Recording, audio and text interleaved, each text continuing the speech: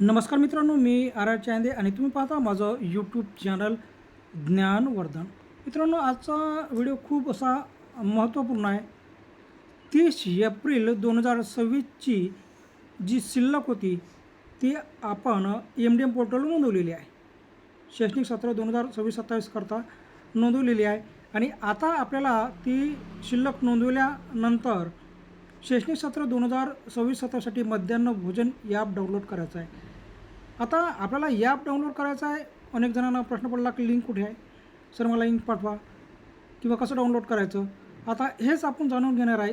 तुम्ही शिल्लक भरली 2026-27 करता 30 एप्रिलची शिल्लक भरली तर तुम्हाला लगेच तिथून ॲप डाउनलोड करायचं आहे. आता कुठून ॲप डाउनलोड करायची बघूया. याकरता आपल्याला गुगल क्रोमवर जायचं आहे.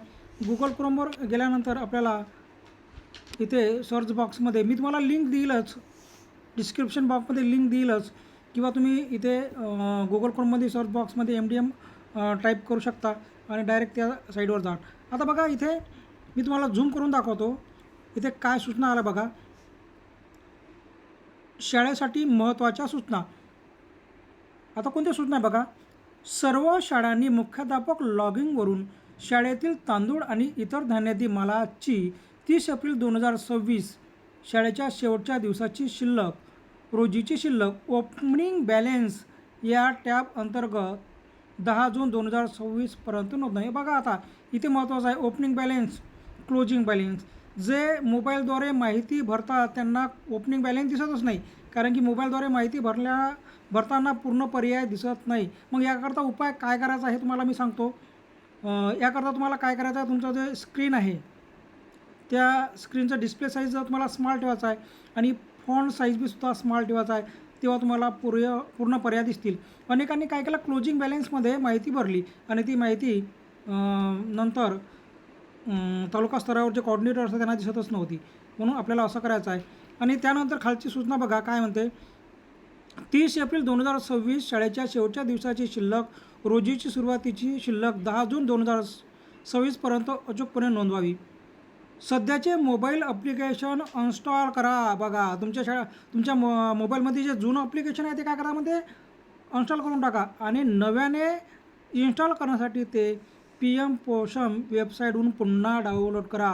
म्हणजे ह्याच वेबसाईटवरून आपल्याला डाउनलोड करायचं आहे, इतर ठिकाणून डाउनलोड करायचं नाही. आता इकडून डाउनलोड करायचं. बघा इकडे उजव्या हातावर येऊ. आता इकडे उजव्या हातावर डाउनलोडचा पर्याय बघा. डाउनलोडचा पर्याय तर डाउनलोडवर क्लिक करा आणि डाउनलोडवर क्लिक केल्यानंतर बघा डाउनलोड PM पोषण ॲप यावर क्लिक करा. ओके करा. बघा आता मी डाउनलोड केलं आहे. पुन्हा हे बघा डाउनलोड होत आहे आणि अशा प्रकारे ते ॲप काही वेळा डाउनलोड झालं. ओपन केलं. बघा ओपन केल्यानंतर बघा आता समोरची जी प्रोसेस आहे, आता ही ॲप इथे अपडेट होत आहे माझं. बघा आता इथे मित्रांनो ॲप आपण काय केलं, डाउनलोड केलं.